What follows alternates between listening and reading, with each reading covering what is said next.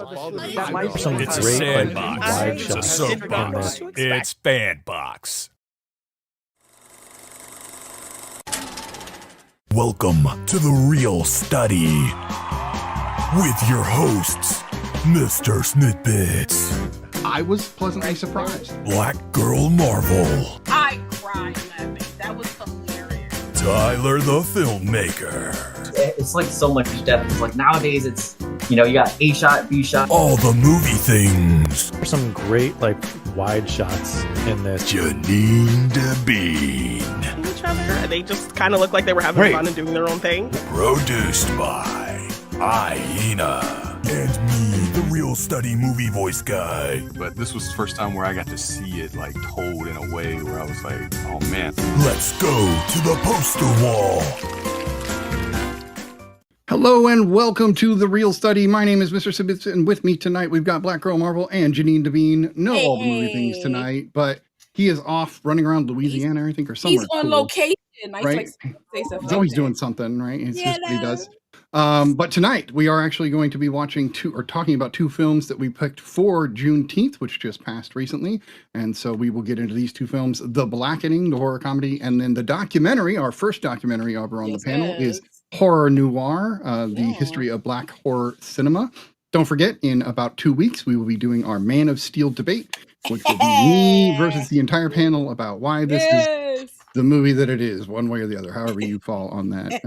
You have to check us out.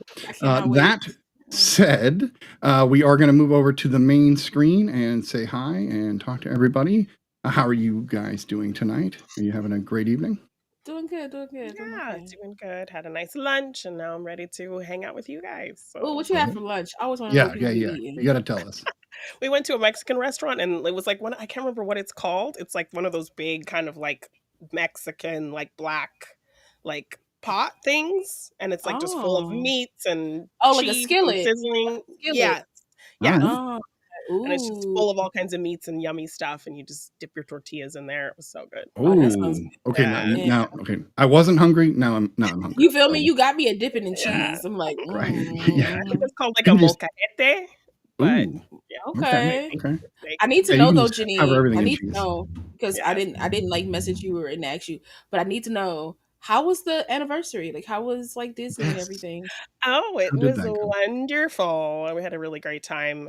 We kind of decided to try rides that we had never really done before. Oh, cool. And of course, I was that annoying movie person who was pointing out, when there's a ride called Soaring where you kind of soar over all these different places in the world. And in the queue, they started playing this score, and I'm like, this is the score from American President.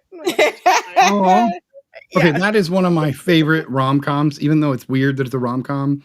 I love the American President, watching it's so good. Yeah, it's yes. And then even because Martin Sheen is in it, but he plays the press secretary, but the chief of staff, I think. Chief of staff, exactly. And then he turns around and plays the president after that. Yes. Right, which is fantastic. And then we were on Space Mountain, and the guy who's the actor for that queue, I'm like, that guy was in that rom-com, The Sweetest Thing. So I'm literally that movie had to grow on me. That movie had to grow on me because I don't know. I didn't like Selma Blair in the early days, and now I'm a fan. So I think I've loved Selma Blair.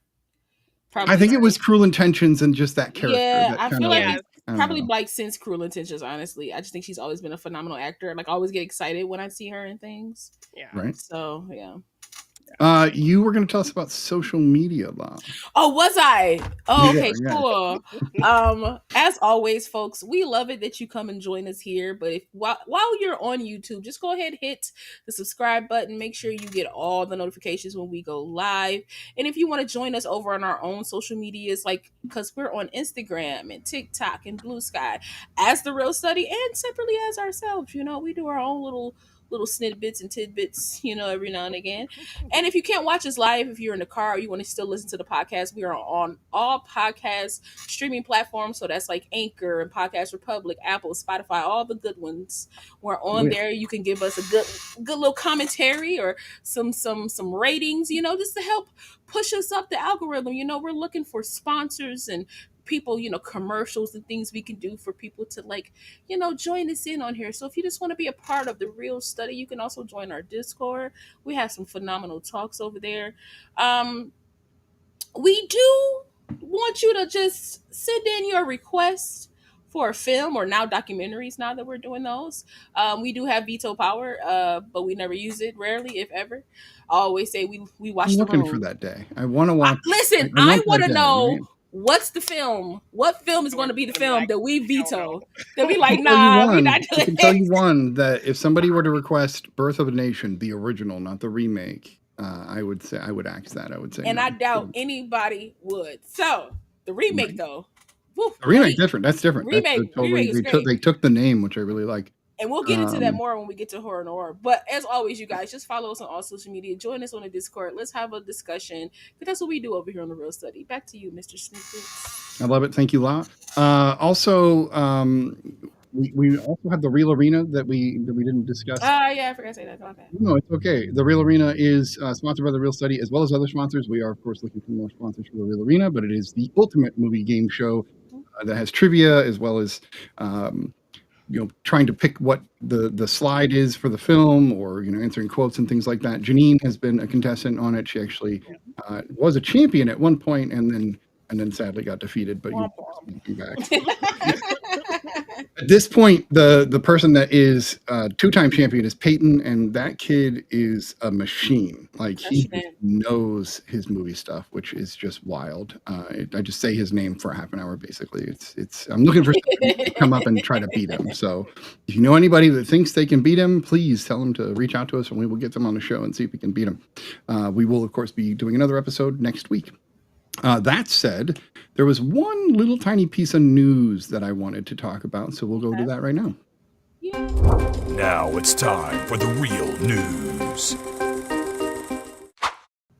All right, so it looks like we've got a rumor, I should say. This is not actual news, it's a rumor, that Mindhunter may be returning, but as a trilogy rather than a continuation of the TV show. Pardon my terrible job of putting the picture there. Actually, like I do too, but it's cutting me off. Anyway, it's cutting us all off.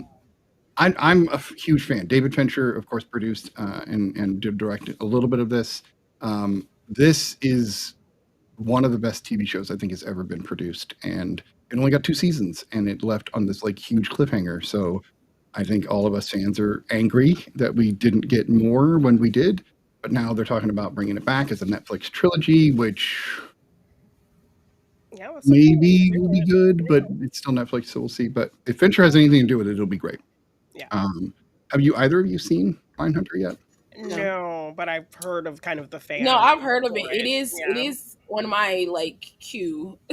Yeah, okay. Long queue that we all have. It's not a long show. You can get through it in less than a week. Yes, so I do encourage you both to check it out. Bypass to watch things we've already watched like 20 times already. No, Right. absolutely. Oh, I'd be that's like, true. but to call spade a spade, I have been watching Black Clover. It's a show that's very long. I'm on episode 100 and something.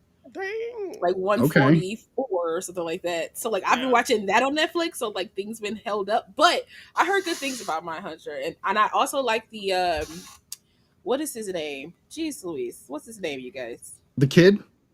What's Jonathan Groff? Jonathan Groff, yes. Yeah. I do like Jonathan Groff, so I do me too. I do tend to want to see things that he's in. Yeah, he's great. So yeah. Well, he's the rookie in this, so you get to see everything kind of from his point of view. Oh, okay. And if you don't know, and maybe you do, but I'll just pitch this just because it's great. The entire show is based upon real killers that they mimic within the show. So it's about these 2 guys being FBI profilers that go to talk to people like Charles Manson to figure out why they are who they are.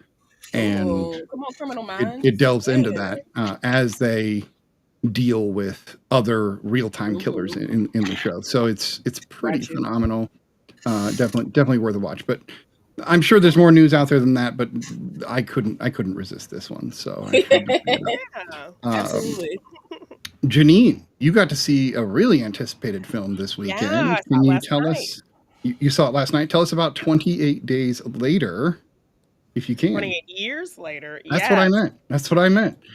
Tell us about 28 years later. I mean, I think I wish, because I watched the first two before going to see this film again, so I revisited those films, and I liked kind of that gritty camera style that those films had. I really loved the score, and that was missing from this film. So obviously, it's a lot more polished, bigger budget, modern times. So that those aspects that I think really gave those films a specific style is gone, and I think it would have been fun to kind of keep that. But generally, I do like the story they crafted for this film.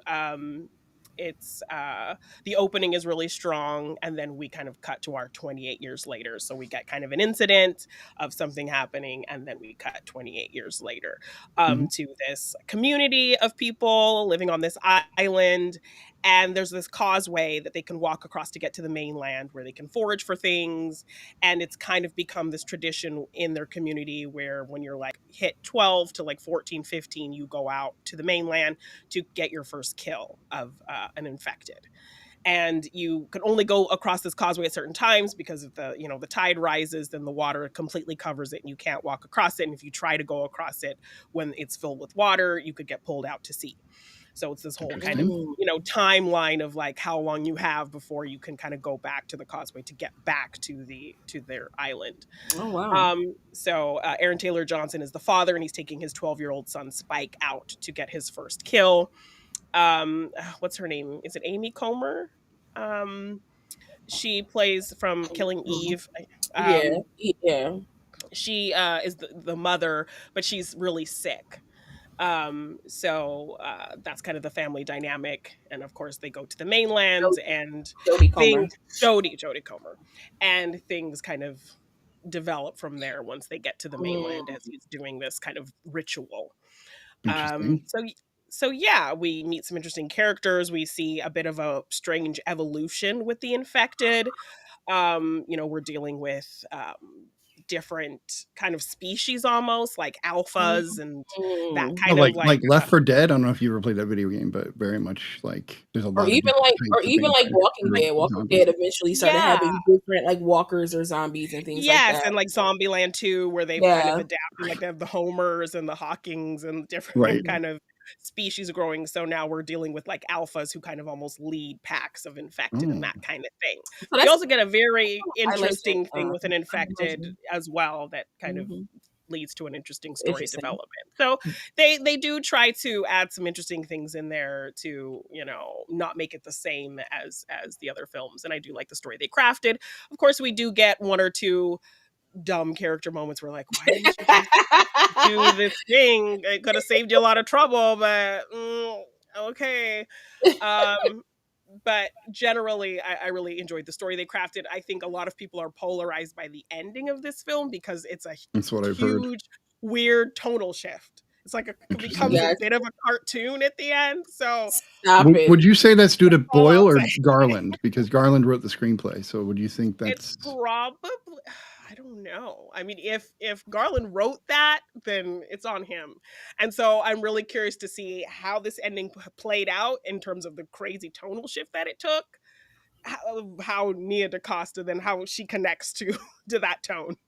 So, because she's set to direct the next film in this little trilogy of these 28 years later films. So wait, this is 28 years later, part 1, essentially? Yes, I think, so they're doing 2 more parts. Cillian Murphy is an executive producer on these, and I think he will appear in one of them, in one of the other 2, but I'm not sure which one he will. He'll come back as his Jim character from the first film, but I'm not sure which one he's going to appear in. Does 28 weeks later apply to any of this at all? No, I think just in terms of like where the world is, but we're kind of focused on this specific community. I think near Scotland kind of area is where we're located. And I think those first 2 films were more UK based, and like we got a little bit of Paris in those. But this one's all kind of more Scotland area. So we're not really touching that. I think the most we get is just kind of a status of where kind of the world left off and where we are now. So yeah, I just read that it was shot back to back with 28 years later, The Bone Temple, which is supposed to come out January 2026. So like really fast. So, Soon. So they try yes. to, So now I'm really just like, how is this tonal shift that they pull at the end really gonna let's go to Cartoon World, let's go to Cool World or something. And I was supposed to have it just got really like goofy, like what is That's that? a weird movie too, by the way. I'm Cool World is a curious. really strange movie. I've never seen any of these films. You've never seen 28 Days Later? Girl, you gotta I've watch never them. seen any of those Hey, films. have you I was seen the never- I was weird just- adjacent 28 Days? I'm screaming. No, Okay. I've never seen any Yeah, of these. right. I've never like had an inkling to watch any of these Yeah, films. they're on. Do you like 28 Days zombies? is on Tubi. So I you can watch don't. it for free. I don't dislike zombies, but it's just not. Technically, You it's know, not a zombie People will movie. argue Right, this. yeah, This like, is an it's- interesting, it's fun like, I know argument. it's Are they fact-checked. zombies? right. I know it's like a Yeah. virus and like The they're rage infected, so virus. they're like Yeah. So I just it just never like tickled my fancy to be like, ooh, Girl, yeah. no, we get Naomi Harris is Boyle? great. Right. She's got our black girl in this film, which I just saw an interview with Danny Boyle talking about. He asked like the person interviewing him if she liked the movie, and she's like, yes, I love horror films. I loved the first film. And he said, well, I wanted to put Naomi Harris on the poster, and they said, no, we're not going to put her on the poster because women don't like horror movies. And now, obviously, that is very wrong. Tell my wife that. And 40% of horror fans are women. So, Right. But I mean, but that's like society. That's what society does, right? They take what they think they know about any type of person, and just like this is, we don't want to have black leads because people don't want to watch black movies. That's a lie. Yes, they do. Yes. So this they was do. that first film was the first time I saw Cillian Murphy. We got a Gotcha. strong black female character in that film with Naomi Harris. So definitely watch it. It's on Tubi, I think, for free. That's where I watched it. So it's gonna have the ads, but So it's like, yeah. and then I think 20 weeks. You guys could always jump on my. I'm about to say, do you have it on your Fandango? My Fandango has it. You can definitely Listen, jump on there. I be like, I'm a straight creep when it comes to like Snitty's Fandango. So like, I be like, okay, what he got? I be searching. Well, Then I have all the lists. I have like now- 80 yeah, lists or something. You be having like the list. I be like, ooh, yeah. bet. Like I be searching. Now I'm about to Right. be a creep with Janine's AMC Plus. Go for it. I said, because I need to finish Kevin Can F Himself. I have to. What a finish great this series. show and that like tone shift between. I love that the show. concepts. Yeah, very cool I was concept. able to watch it for like 2 weeks or something like that because I didn't have AMC Plus, and then it was like, because it was on like Prime for a little bit. Like they let me watch it or something on Prime. Like you could watch the first like 2 or 3 episodes or something. Mhm. And then I watched it, and then like my heart broke because I couldn't watch no more. It's like, nah, it's so good. Peruse away. Then Janine brought me Love back it. to life out here, so I love it. Good stuff. All right. But yes, I enjoyed the film. I thought it was really good. Just a weird tonal shift at the end, but still had me curious. Okay, where are we gonna go? I hope it pays off in the sequel. I hope it Yes. pays off for you because that'll Generally- suck if it doesn't. Yes, and what a great performance from this young kid actor who plays. Okay, Spike. cool. Okay. Can I just say though, I don't think it's weird, but I also think it's odd. Like we're in survival mode like every single day. Why do we have rituals? Like let's just Right? let's just stay and do what we do, and like let's Little community, they're thriving, like everything's good. everything's Why good. Why are we for this? exiting to go teach my son how to hunt? Okay, we can figure out another way to do that. We can, but Yeah. it would be a movie. You had to build suspense in somehow. You Absolutely. can't. Yeah. There would that's be a really what it movie, boils but down also to. let's just leave stuff where it is, baby. Like let's not go join it. Let's Right. Yeah. Okay. Yes. Janine's camera is probably low FPS. Well, okay, I'll keep that in mind. Thanks, program. It's okay. It happens. Myself, I got to watch the second season, actually now a season and a half since the last time I spoke about this. Wow, that was in a week. Season and a half in a week. That's pretty good. Of Andor. So my wife and I are going through the Star Wars like saga from beginning to end, including all the shows in chronological order. So we finished Andor and started Rogue One, which we've already seen, but we wanted to see how seamless it was.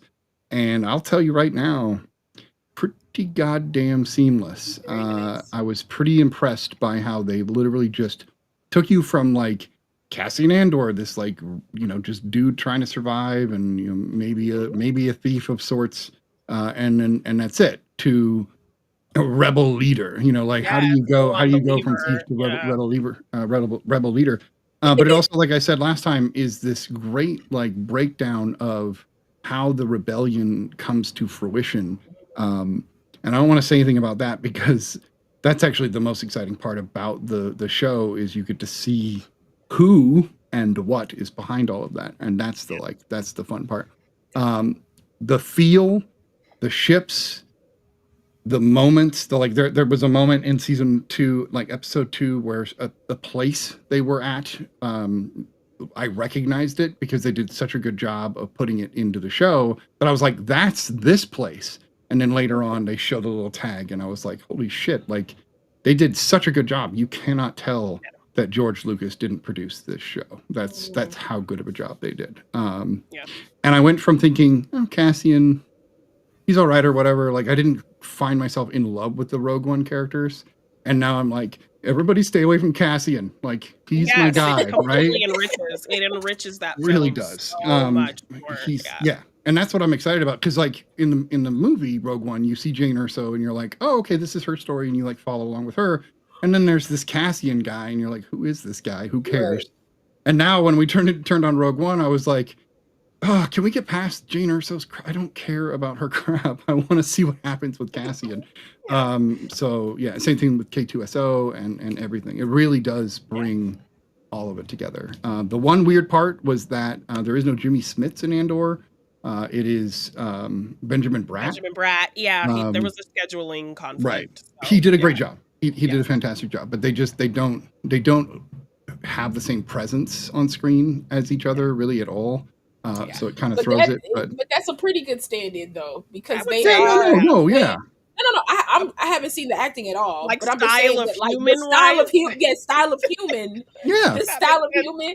That's a solid choice. If you couldn't get Jimmy I don't disagree. Smith. Like the vibe is similar. Like you just saying that, my brain immediately. In was appearance, like, I'll give it to you. But it was like the attitude was a little different because Schmidt gives off this like almost like fatherliness. Regal fatherliness to his character in all the times we see him, while Bratt is much more like a hardcore senator rebel, and it's like so. Question: and it could be the writing, like that could be part of it, but yeah. But question would be: does this take place before he's the father? And like, is he currently like is Benjamin Bratt's character you see him in Obi-Wan because he's a character in that, and then you see him in Rogue One, and then he's mentioned in Episode 4. As a character.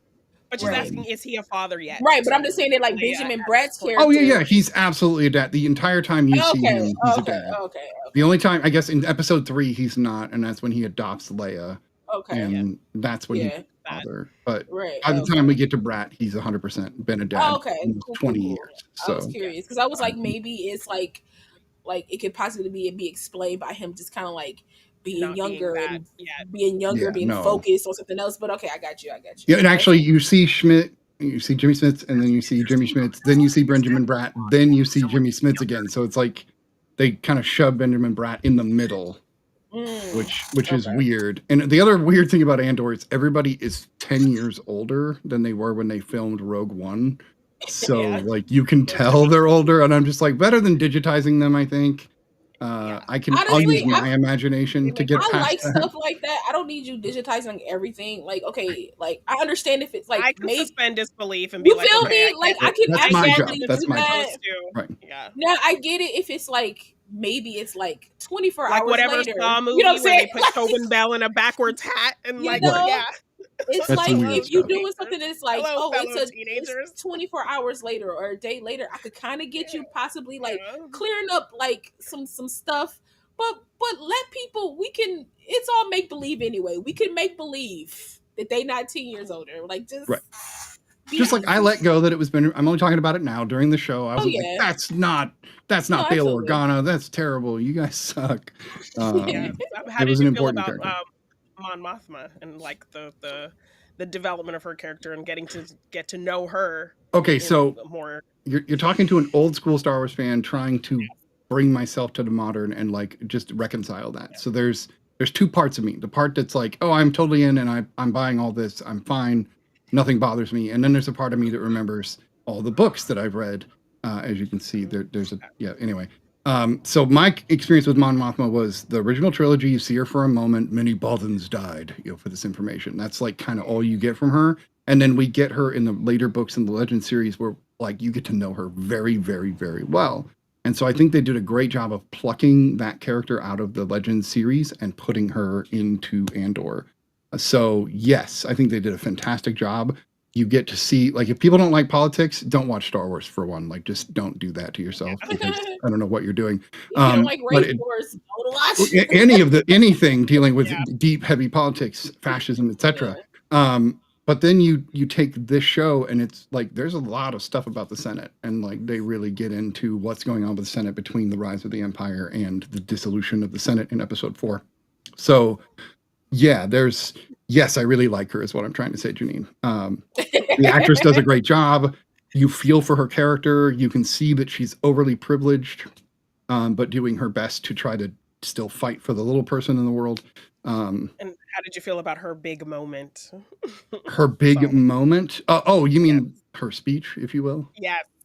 So, I mean, the parallels between Andor season 2 and our current world are frightening. Yes. Like make you kind of go, oh shit, like, do I want to keep watching this? That kind of frightening. Like, I'll just say Gorman. I won't say more than that. I'll say the Senate. You know, people who've seen it will know what I'm talking about. Those things are just holy shit. But I'm trying my best to not like set up or spoil anything for Locke because I do know you want to watch this. But yeah, absolutely. Andor gets all the credit. The one I'm going to watch sooner or later is Acolyte because it takes place 50 years before Star Wars. So I don't know. Like I have no frame of reference, but I digress. Okay, we have 2 movies. You enjoyed Acolyte? Okay. I've been watching Rebels as well because I swore I wouldn't watch the cartoons, and then I turned that on, and now I'm on like episode 9. So like, but it's canon and it directly ties to everything as well. You can get to see R2 and C-3PO if you're a fan. Like they show up in Rebels. Anyway, I digress. We have 2 movies we're going to talk about this evening. We are going to talk about the film, and then we'll get into the documentary. I think this could be done either way, but I think we'll do it this way because of the way it's on the posters, really. So the first movie is going to be The Blackening, which is a 2022 film by Tim Story, who was the same guy that did Ride Along 2, Barbershop, etc. He's got a storied filmography, if you will. I'm sorry, I had to do it. That said, was this either of yours first time seeing it, or am I the only one that had never seen it before? You're the only one, Pumpkin. I had a feeling that was going to be the case. So that means that you go first. Absolutely, it does mean I go first. That's the kind of the rule, right? So tonight's show is a little wonky for those watching live. There will be no banner at the bottom. I'm running the show for the first time. Our amazing producer, Aina, is actually out watching Roger Deakins speak. So we're kind of jealous of her for that. Right? You know. So she's out doing amazing things. So thank you for always being an amazing producer. But I'm going to screw up the show all night, as you've already seen. So you're going to do great. Yes. For those on the audio podcast, you'll never know what happened. It'll be the same. Other than my admission to this. Now they know. Now they'll know. Okay, so The Blackening, horror comedy. This is literally written and directed by an all-black cast and crew. So everybody in it, with the exception of a handful of producers. I just want to say that it stars Grace Byers, Dwayne Perkins, Sonequa Walls, Jeremy Fowler, ex Mayo, Melvin Gregg, Antoinette Robertson, Jay Farrow. I just wanted to throw some of their names out because we don't have Dwayne banner. Perkins. Dwayne Perkins, who plays Dwayne, he wrote it with a writing partner. I can't remember their name. Wait a second. Wrote it with Tracy Oliver. So yeah, this is a beautiful. Yvonne Orgy is in it as well. But back to you, Mr. No, you're good. Horror comedies are tricky because if they're not done right, they can be just kind of cringe, or they can be not funny. I've seen a lot of horror comedies like, this is a horror comedy, and then I'm like, that's weird, I didn't laugh at all. It was gory or whatever. But this one is not that case. Like, I was laughing even in the opening sequence with the first 2 characters get introduced, and they're just, even the moment they're talking about how Black people don't generally die or they were talking about Jada Pinkett in Scene 2 and how she wasn't in the movie all the way because they couldn't afford her. And then those are like the two stared at biggest the name screen for a actors in the second. film, Right, and they kind of look right. at each other like They're like, "Oh crap, we're not anybody," and of course they do perish. If Or you more so, haven't seen they are somebody, so they have to die first. Like because they're the most famous people because They're the most at the famous time people. they're both from two like really popular. He's from SNL, Yeah. she's from Insecure, so so they're the biggest thing on the budget. names on the so they look at each other like, snap! Oh That's crap! us, about Oh to crap! about to go. I like how meta it is too. But continue. It is. No, it really is. But yeah, essentially, you're getting a movie about a group of friends who are going to a cabin in the woods. It's actually a really nice house in the woods, but whatever. Juneteenth just passed, Right. essentially. And they end up celebrating Juneteenth and find a board game in the basement that's called the Blackening, which is basically like prove how well you know Black history in one way or another in order to prevent your friends from dying. Like that's the premise history, of the film. Black pop culture, Right. Black, all that stuff. And it starts out creepy and it kind of keeps that kind of creepiness, but at the same time it stays hilarious the whole time. Dwayne is my favorite character. I absolutely adore him. The drugs involved, the quips. I mean, it just kind of keeps flowing, but it's also not terribly long. If it was 2 hours, I think this movie would hurt at 2 hours. I think the fact that it's an hour and a half really works. But they run with those comedy tropes, but then it plays on a lot of classic tropes about Black characters and turns those tropes either on their head or plays with them in a fun way. Like the white savior trope, I'll bring up Diedrich Bader, where he shows up to be the white savior and they're like, "We don't trust you." And he gets killed. Instead of being a white savior, he actually dies, which is against that typical trope, which is great.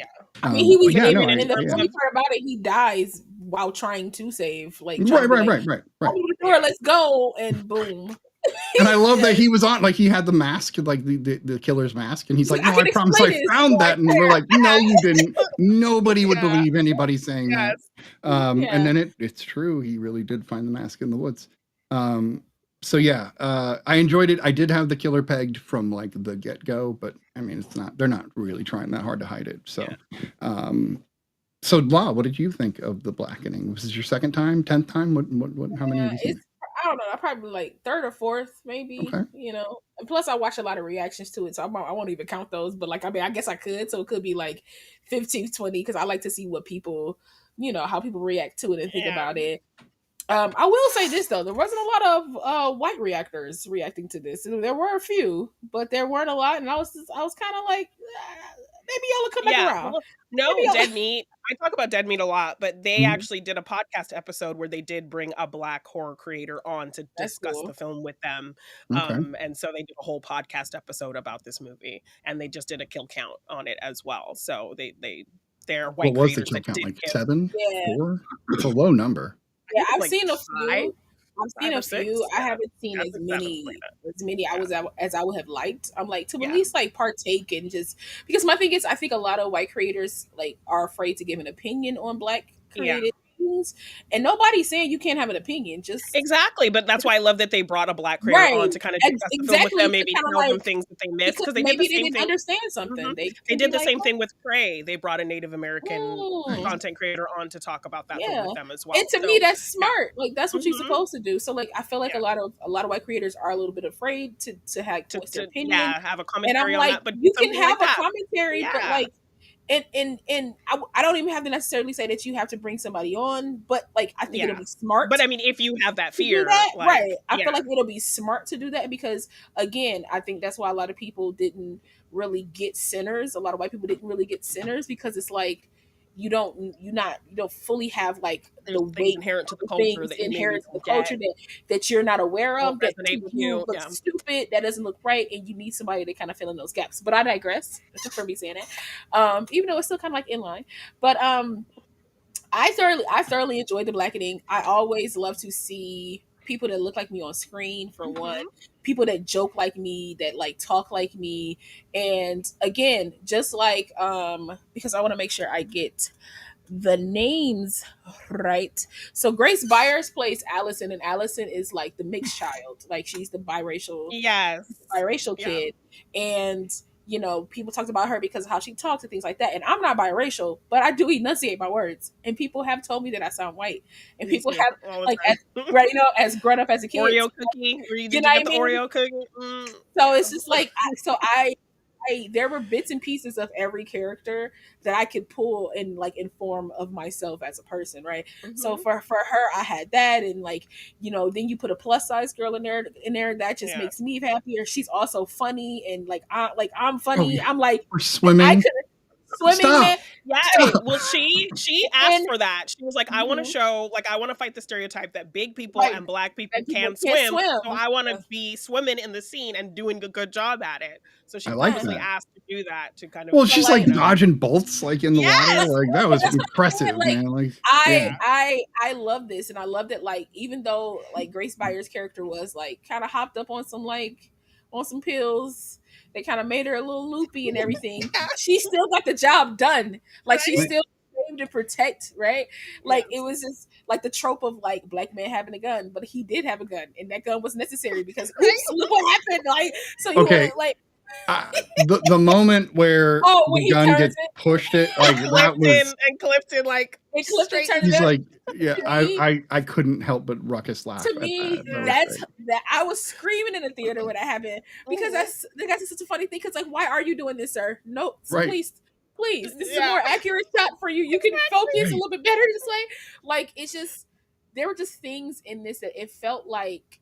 It felt like they were actually, here's the thing, I know it's a film, but it felt so lived in and so real that it felt like somebody was just recording these people getting attacked by people in the woods in a cabin, right? It didn't feel like scripts, like so script heavy. It felt very natural. And I guess that's because like they talk like me and they act like me. Like when Shanika was trying to close the door and she was like, somebody come help me. Like, she tried to close the door. Right. And she stab his foot and she's like, I don't want to do it. She's like, you want me to do it? I do everything. And she's like, it's just such a funny film. And like some of its more subtle moments or like my favorite scene is when Dwayne is like, the door opens and Dwayne is like, we're not going to do that. And he closes the door.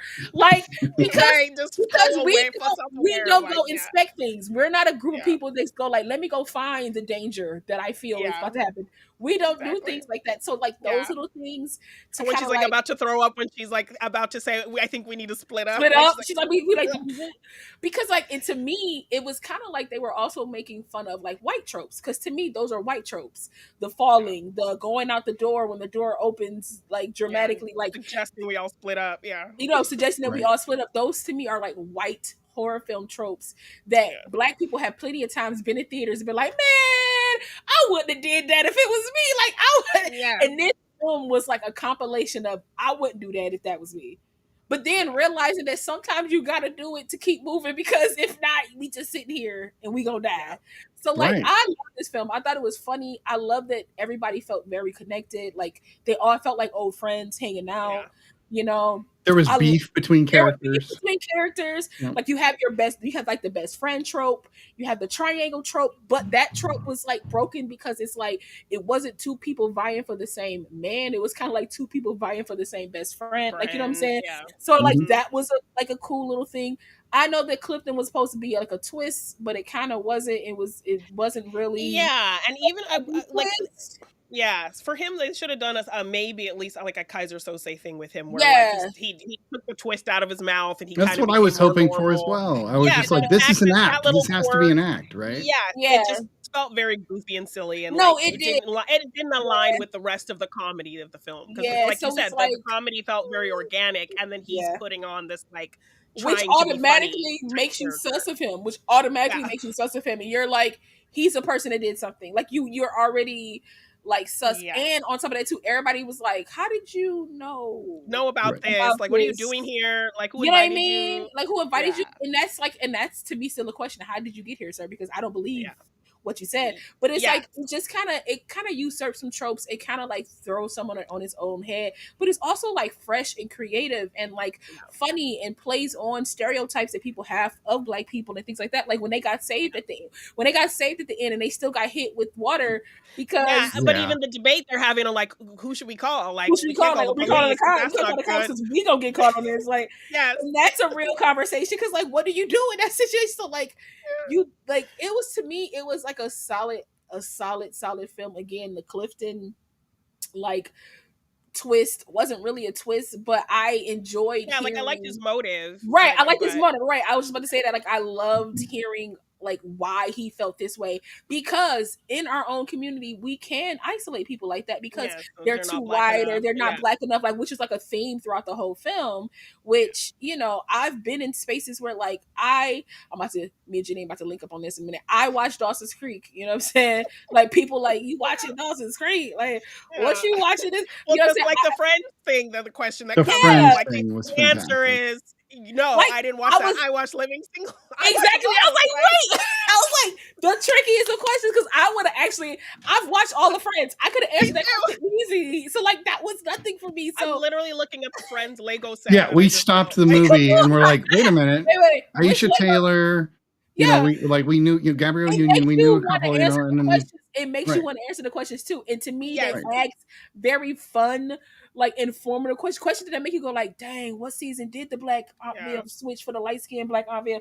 Dang, like which episode? It'll make you like really think. And I think that's the fun of it. I think like anything, there's nothing wrong with this film to me. Like I said, the Clifton thing was like, okay, like that could have been to me, that's the only to me, that's the only weakest link of this film, and it's not if so it weren't weak a comedy, it bothers me. It would be a problem, but because it's a comedy, it kind of works because who cares? Like it's a comedy, like and why does it matter? Do we know who the killer is? And everything else works so well. And everything else worked around it, but I loved it. But go ahead, Janine. Go ahead. Tell us what do you think? Yeah, you picked the movie, so now tell us why you picked the movie and what you think. No, I love this movie, and I don't think people talk about it enough. I think it's so smart. It's so funny. I love that there was a conscious effort to show diversity amongst Black people with this cast. Like you have your gay character. Yes, you have your mixed race girl. You have your African. Like so you have all these different. You have a Black man that's married to a white woman. Yeah, who used to be a thug. He's married to a white woman now. Yes, you have your diversity amongst Black people, and there was a conscious effort to show that we're not all the same. Amongst ourselves. So I love that there was an attention to do something like that. But I with everything you guys said, like I love their chemistry. They all felt like old friends. The board game scene was like one of the best scenes, just kind of going around and answering those questions and you answering along with them to see like if you like how Black are you, like testing your own Blackness a little bit while watching that scene and having a lot of fun about it. Because they end up getting into it too. They was like, yeah, that's the one. Yes, they get so involved. Her singing the Black national anthem and all of them like kind of admitting like, I just know the first verse. I just know, like, I don't know. That was me. I was like, maybe we done died. I said, was it Dwayne that was like, or no, it's either King or Dwayne was like, I don't even know the first verse. Like, he didn't know it at all. I know the first verse. When she kept going, I said, is that the words? Right? That's what that says. Yeah. I I love it. Exactly. And then even like at the tail end of the answer of him like naming off something, I think he says like gas mask, swag, like all these other things. And that's 15 Black inventions. And I'm like, swag is a Black invention. I love that.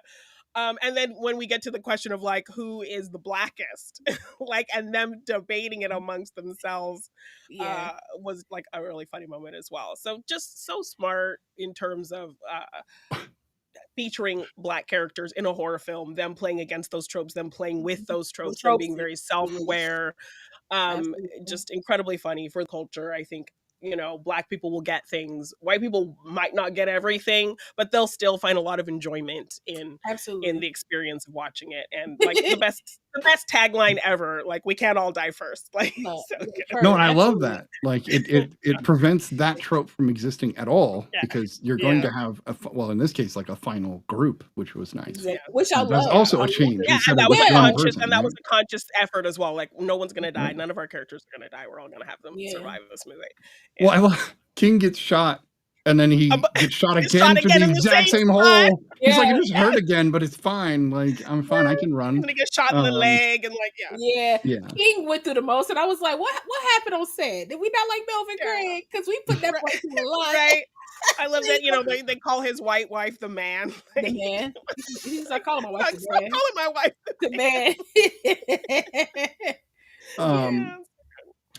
man.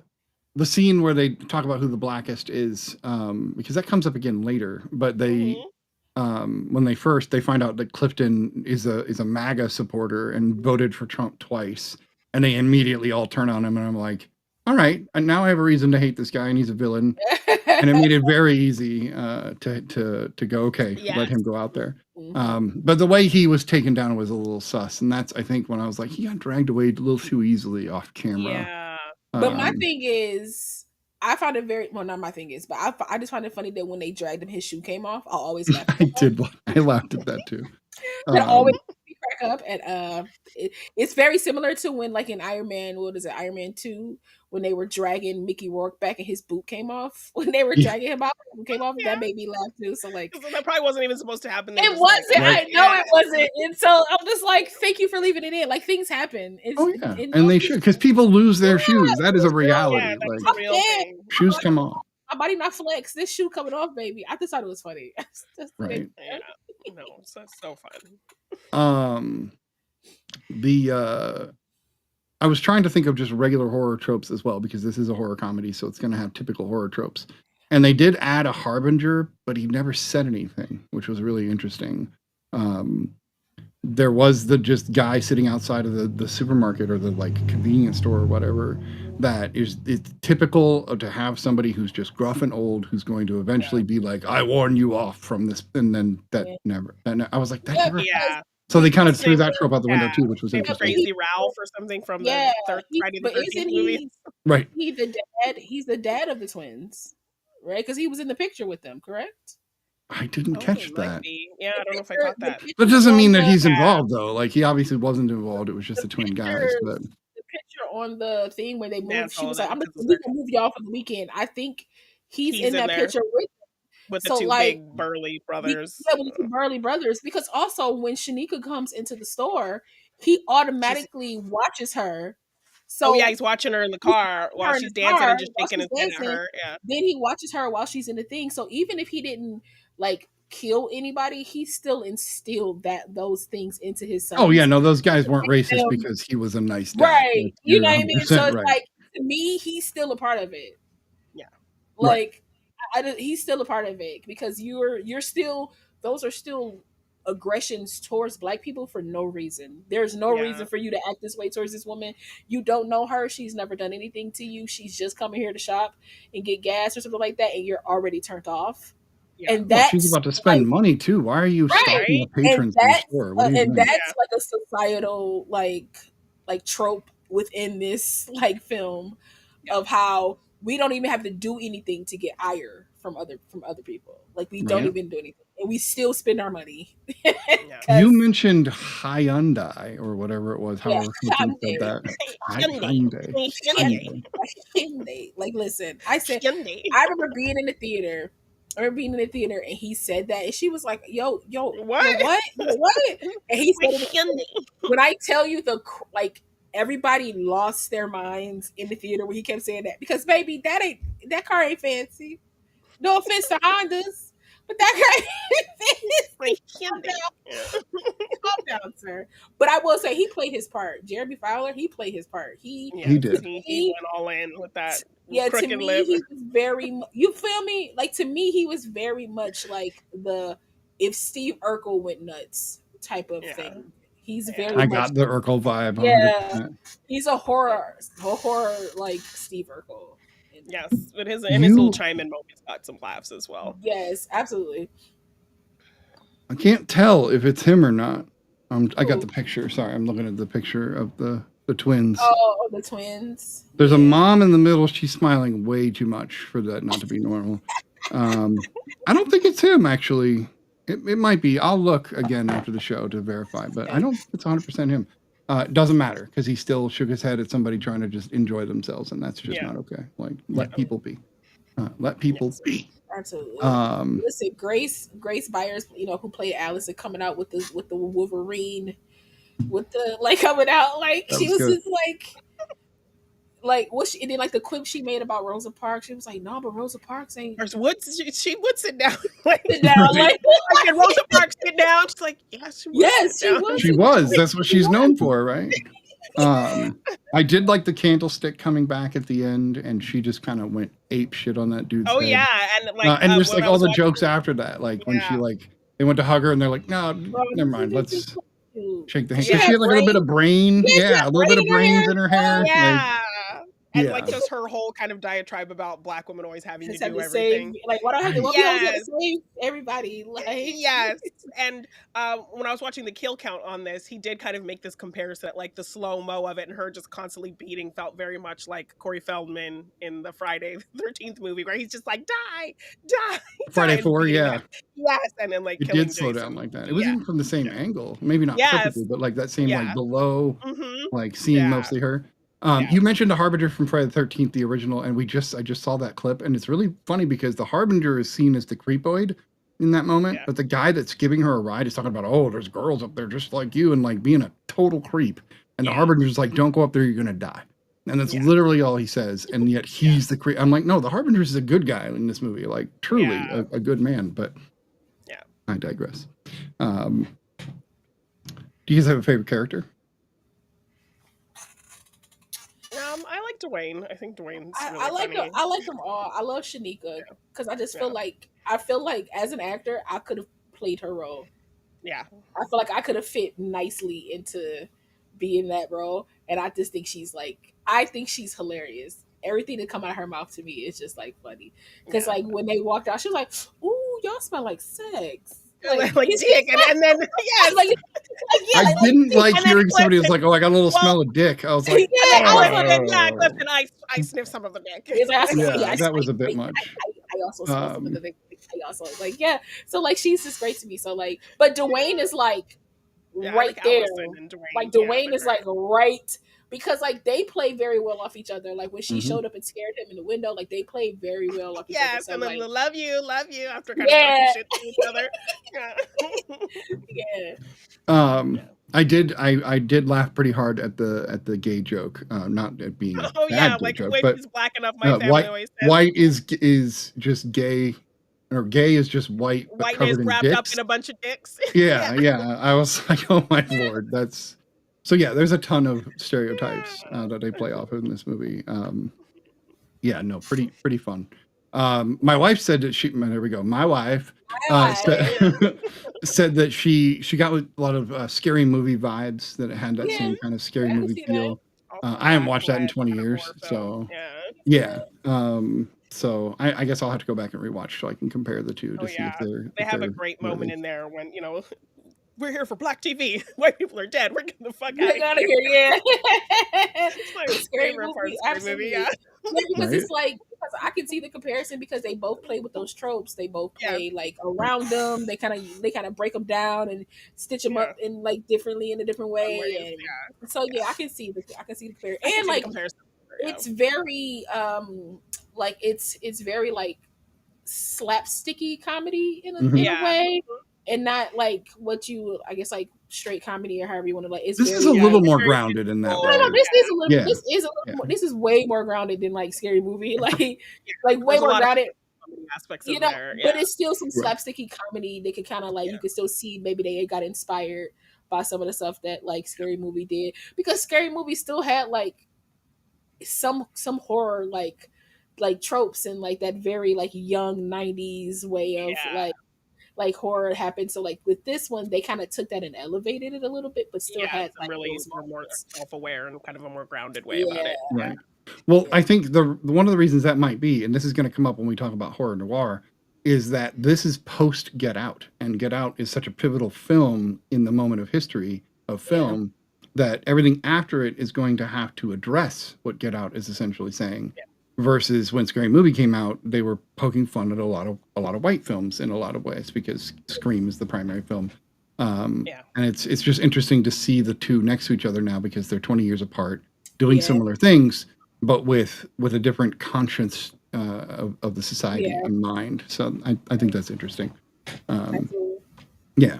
So are we ready? I think we should. I guess that means I'm first. Ooh. You are. Look at here. I have to set the tone. Look how the tables turn tables. The Blackening. Yeah. I think this is an 8. I giggled a lot throughout this movie. There was some ruckus laughter. I giggled. I think it'll be worth revisiting. I think it's really clever and does something that other movies don't do, which is give a voice to characters that never get a voice. So I think that's a fantastic thing. So and holiday horror is always fun. So I love that this is a Juneteenth holiday. Right, that's a good point. It is a holiday movie, a horror movie. You could put this right up there with Krampus and Trick or Treat, which is a weird thought. Anyway, La, what do you rate The Blackening? I give The Blackening a 9. It spoke to every bit of who I am as a person. Like it just. I either know people like that, have been like that. I have, like I said, I could pick out qualities in each and every character that I have within myself or I have within my friend group. So like it ticked a lot of boxes. It probably would have got a 9.5 if the Clifton of it all wasn't so like very much in your face. But it gets a 9 because it's an easy rewatch. I think I'm gonna always laugh at it. I don't think I will never not. Laugh at it, of course I won't laugh as loud as I did the first time, but I'm gonna always giggle and laugh at it. And probably the more I watch it, I might see some stuff in there. Like if I watch it 10 years from now when other things have come out, I might see something in there that like might blow my mind of how they did something. You never know. So it's absolutely a 9. So all right. Had Clifton like done the Kaiser Soze thing, you might have given it a 9.5. You said I might have given it a 9.5 if it wasn't so evident that he was like the person on the outside. It wasn't really on the inside. Like if I could have tweaked his character just a little bit with my like writer brain, I would have made him a friend. He wouldn't have been as obvious, but he would have been a friend that like they were all like slightly cool with, not so much diminishing of, but he still feel diminished. Yeah, right? There could be a real inkling of wondering, did someone of us invite him? But it was obvious, like none of them. It's obvious none of them invited him. So it's like one of those things where like I probably would have tweaked that a little bit, and maybe if he would have like straightened his shoulders up a little bit, and kind of like Scary Movie when Doofy went from he did Kaiser Soze. Right, he did Kaiser Soze. So it was like if they would have did something like that. Maybe he was like, I thought this is what white people wanted, but now I'm gonna be myself, like type of thing. Like, I just wanted, like now I'm gonna be myself. Like, I think that would have been an interesting take, but he's still a 9 though. Could have been a 9.5. Janine, what do you rate The Blackening? Yeah, pretty much everything that Law said, I give it a 9 as well. It's always going to make me laugh. Just love the representation of it. Love the diversity it shows amongst just Black people in general. And yeah, it's a lot of fun. Plays with the tropes really well. And yeah, I could watch this anytime and laugh anytime. So yeah. Okay, so Law is now all the Black girl Marvel things. Yes! Yes. No Bryans, you gotta find somebody to be symbiotic with. Makes perfect sense. Okay. I'll be your proxy when he's not here. Right? We'll you gotta talk about Daddy Deacons now though. So you gotta I got it, man. Daddy Deacons is the best. Come on, I got it. And I feel like it has to be brought up on every episode at this point. It has to. The cinematography for How to Train Your Dragon is immaculate. So like I'm just saying. It does look pretty amazing. All right. So we do have another movie we're going to get into. This is our first documentary ever covered on the Reel Study.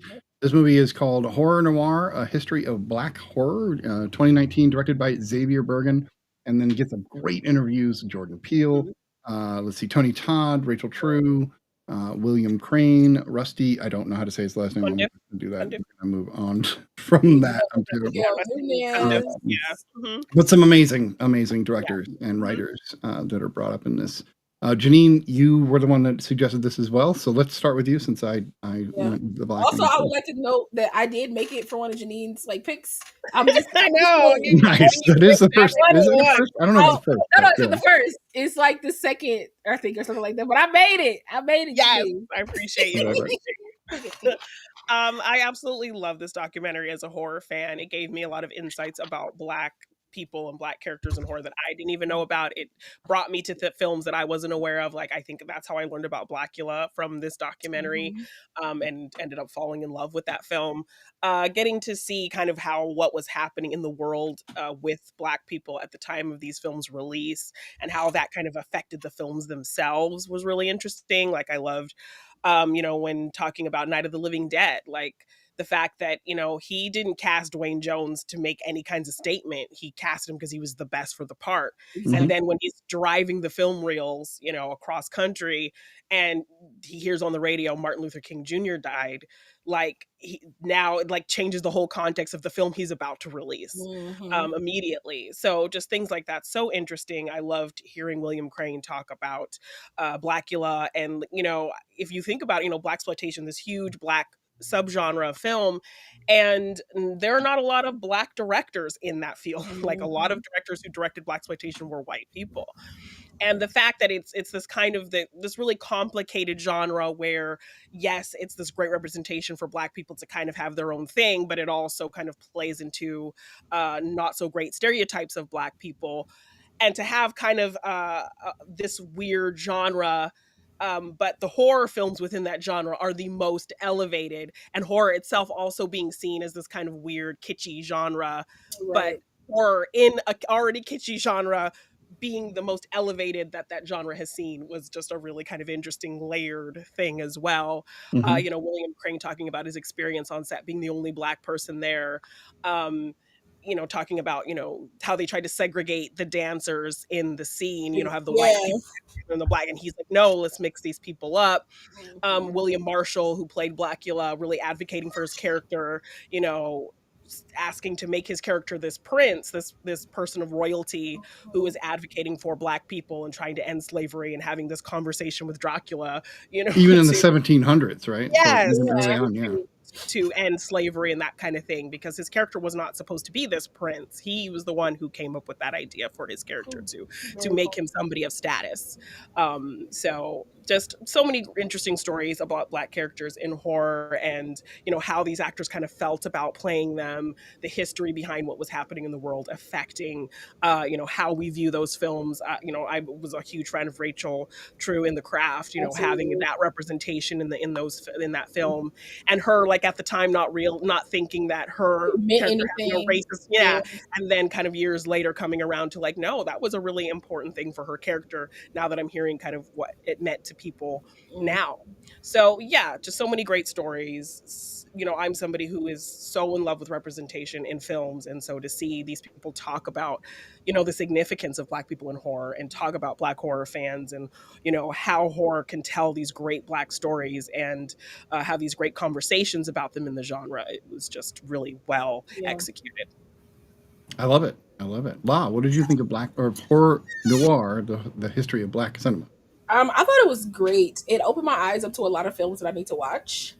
The OG Birth of the Nation is not one of them, like we spoke about earlier. Yes. I think I'm gonna leave that one on the cutting room floor. But I love how they talk about that movie as like a horror film. No, absolutely, absolutely. But I'm gonna leave that one for the masses.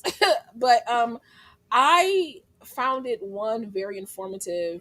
I found it very uplifting. I found myself smiling at different times, because it was like watching where we started to where we are now. You can subtly see those changes. You can subtly see the little things that Black actors, Black directors, and I'll even give Wes Craven some love in that too. Yeah, I love that they gave him some love. He has 3 Black horror films. He made efforts to highlight Black characters. Black characters, and also in his films, he has Black characters. He has them just being outspoken and no, we need to do this, and no, this needs to happen. They are very strong lived in characters. So I enjoyed watching that, seeing the history of that, because I don't claim to know everything about Black media, and because even though I don't know everything, so it was to see okay, I need to pick up here, I need to grab some of this here, I need to get a little bit of that, because it was just listening to Tony Todd kind of talk about being Candyman. and him just being like, hey, I did a job, I hope I did it well, and I hope everybody enjoyed it. Because I know at times that he probably gets some ire from Black people being like, well, here we go again, this Black man in this movie fawning over this white woman. And yes, that is a bit of it, but also look at the whole of the film. This is a Black man leading a film.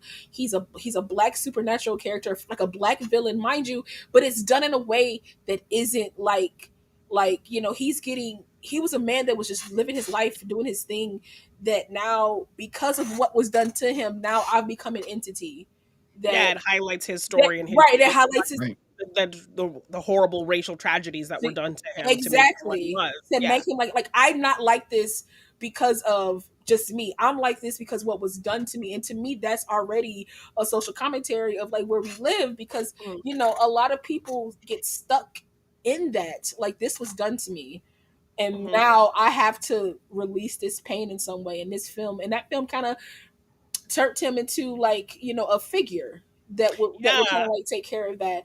And so I just enjoy just, I love hearing, like, I love the behind the scenes of things, right? I love the extra commentary from people that was like, that lived and breathed, that were on these sets.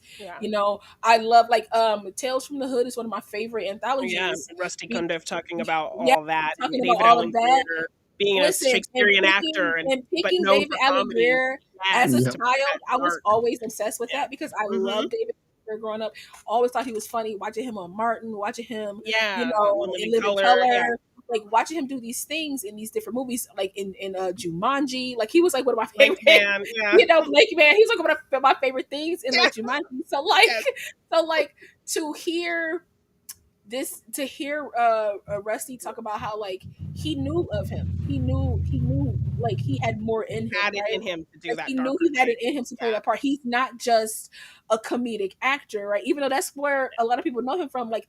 And I used to always be afraid of that segment of Tales from the Hood, right? Because of how cold David Allen Greer is in that and scene. You know how he talks about that scene, and he talks about how, like, the nervous laughter because people don't really know what to do. But then as the scene goes on and on, the quieter and audience quieter, gets quieter and quieter. Yes. So like, it was so rich and full of, like, because like a lot of those movies, like, up until a certain point and then keep going, I knew a lot of those movies. I'm like, oh, I've seen that, I know about that. But to get that extra bit of commentary, that extra bit of behind the scenes, that extra bit of history, just made the films even better. And then like the first half of the documentary, I ain't know none of them films. I was like, I ain't never heard of these, and I'm gonna have to go back and like just make a list of the ones that I didn't see, because the film with Jada Pinkett, I've never seen that film in my life. It was a TV, like, it was like a Tales from the Crypt like movie. Wait, you're talking about Demon Knight? Yeah. Never seen it before in my life. Never seen it before. Didn't know it existed. That was directed by Ernest Dickinson, who is the cinematographer for a lot of Spike Lee's films. Got you. So like, it was just, I guess I was a Tales from the Crypt, like, junkie. So like, when that showed up, I was like, oh, a movie. Like, so I watched Tales from the Crypt every now and again when it came on TV, but usually by the time Tales from the Crypt came on, it was time for me to go to sleep. So it was like, one of those times where, like, I have to watch it. Like, but TV movie. Okay. So I'm gonna have to go back and like find it, because it made me like the one with Kadeem Hardison. What was it? Something. Whatever the one was with Kadeem Hardison, it was kind of like shot like a Death by Temptation. Death by Temptation. There it is. Death by Temptation. I was like, that looks interesting. I was like, okay, I need to succubus kind of figure, type of thing, figure with with the church element, because like, I'm not saying that like religious films can't be like entertaining or a source to like go and grasp, but as a person that's like that's a Christian in myself, like, I'm like, that looks interesting. I want to see what he chose, like, because it's just real life, type of thing. So like, this really opened my mind. It was very informative just how Black people are looked at, because it starts from us being blackwashed, and like, it starts with us being like, whitewashed. It starts with us being like painted up. It starts with like white people being painted up like us, to now we're the saviors, we're the lead, we control. But even the tropes of Black characters within this genre, like, the sacrificial Black person and the magical Negro, which are things that still play today. But how cool would it be to have a magical Negro in a magical film? about magical people. You know what I mean? Like, Yeah. if you want to take the trope, like, let's take the trope and like expand it to where it's like, because I've gotten tired of seeing like white people save everybody when in my history they don't. Yeah. So it's like, why am I always watching, or why am I always watching a black person like give their Sacrifice themselves. Yeah. blood and bone to save like this white person? And it's like, okay, why can't we save each other? Yeah. Why can't we both be sacrificial for each other and somehow come out on the other side together? Why is it always we have to die for you to move on, or we have to have all the knowledge? And like, just hearing, because these are tropes that I didn't know had names. Like, these were tropes that I didn't know had like monikers to them. So it was just like, oh, that's what that is. That's what I keep seeing. That's what's like been plaguing me my entire life watching all these shows that I've been like, I didn't know that these were the things. So like, again, this was like super informative, made me want to just dig even deeper into like not even the horror genre as a whole, white, black, you know, Indian, however it is as a whole, but really dig into just like our place within it. Because as a person who does like horror, who does, you know, love these films, I would love to see us in more like traditional horror films. Like Hereditary is one of my favorite films. A film like that with like a black cast would be crazy. And them being black not being like the crux of the film. It's Right. just Right. It's just, this is just a family, right? And that's another thing too. Let's get rid of the trope of like, if it has black people, it has to be some type of racially charged storyline. We don't need that. Why can't we just be people and then things happen? Because that's what happens to people. So and that's like, what I like about like something like Woman in the Yard. It wasn't a perfect film, but the fact that it was just showing this black family and them being black had nothing to do with like inherently what was happening in the story. Yeah. Us was similar to that as well. Like I don't think it It might have wasn't been a- mentioned, but it wasn't a I main. put that on it because it was Jordan Peele and they just saw Get Out, but there was no racial things about that. no, it wasn't about about race. It just happened to be this black family that neither necessarily. Well, I was gonna say neither necessarily was note, but those things do kind of play into it. But them, you know, it's more about kind of other things about the. But that was more about the history of their family in a sense, as and how opposed that to- goes back to the. But the it's first still, film, but if it's you will. still racial, because if it was a white man and a white rancher, would this happen to them? Would they get cheapskated like this? Would they? No, You know, you're type of right, thing. you're So right. it's like you kind of, and on top of that too, you're taking advantage of another generation that might not have the same knowledge as like the father had, right? Maybe he didn't pass on everything because all this happened after the father died. So now you're taking advantage of me, not only because of like my race, but also because I'm in a weak position as my father just died, and I need this help. So and the fact that it was another person of color doing that is very informative as well. Yeah, it just shows. That's a good point. But I thought that Rachel True's approach, you had mentioned, you know, that she didn't embody what she was doing with the character. She was like, well, this is a weird thing, but she just did it anyway.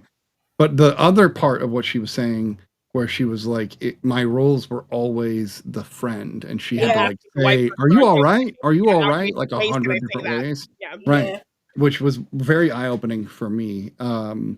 Seeing Keith David talk about being in The Thing and how, you know, he's still considered a token character because he is the sidekick. He's not the main character. He's not Kurt Russell, but he survives at the end. And that actually made me think of when we saw Ken, I'm going to say his name wrong, but Segoes, I think might be how you say his name, Kincaid from Nightmare on Elm Street Part 3, who was one of my all-time favorite characters from that film. And the fact that he lives to the end of the film and nobody ever talks about the fact that he does live through, he makes it all the way to the end into the next movie.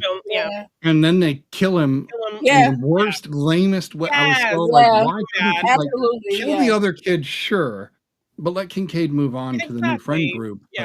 Because honestly, Kincaid could have been the lead of that film. Honestly, he could have, because he has so much charisma. He was funny. He was funny, but also he has all this knowledge. He's been through this. Right. Yeah. He would have been a great could have upped the stakes, right? Right. To He got up the stakes to fight. But no, they had to fight with put a knowledge. white They were like, girl in nah, the place. let's get him out of here. Right. Yeah. So like the thing I thought was interesting in the documentary is that they mentioned Wes Craven being very progressive in a lot of ways. You know, People Under the Stairs, not Nightmare on Elm Street 3. That's not his movie, but Vampire in Brooklyn, and a few others. But then, The Serpent and the Rainbow. But then they brought up Serpent and the Rainbow, which is the opposite, where he just because you have the right? magical Negro and the sacrificial Negro Right. and that whole kind of thing all that happening. stuff, And that movie is disturbing, but it lays the problem at the feet of the Black characters in that film, and it's not. It's very, very problematic. And it's interesting from my perspective to hear things about films that I grew up with, and I obviously took for granted because you didn't think about it from those contexts. Yeah. Right. Even you brought up Night of the Living Dead, which is a brilliant film, and I've always really enjoyed it, and I love that it does things other films won't do, especially in the very end. It's just unfortunate that it mirrored what was happening in the reality. Yeah, and that was not even an intentional thing. Not intentional, but the fact that I never put 1968 and Night of the Living Dead together in my head until I watched this documentary. Even though I own the film, I've studied history, I know about 1968 very well, and yet I couldn't make that connection, and this film made that connection.